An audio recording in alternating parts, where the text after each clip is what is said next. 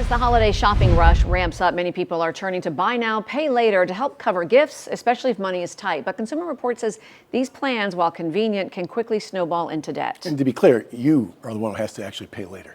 Now, they may show up on your credit reports too. Consumer Reports has new research on what to watch out for and how to use these products safely. Our morning anchor Aaron Guy tells us more.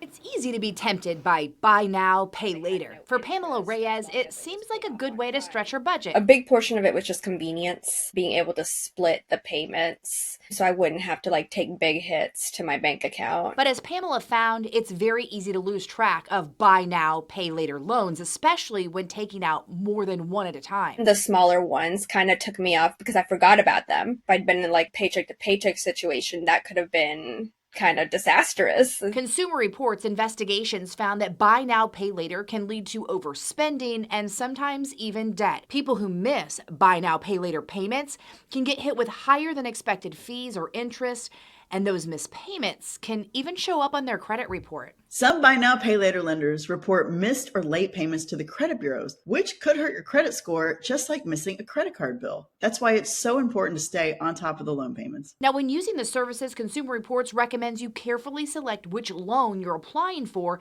and determine if it will charge you fees or interest. Avoid taking multiple loans out at once. And if you do, try to stick with the same company so you're not managing payments from different places. And set reminders for every due date so that you don't miss a payment or risk overdraft fees.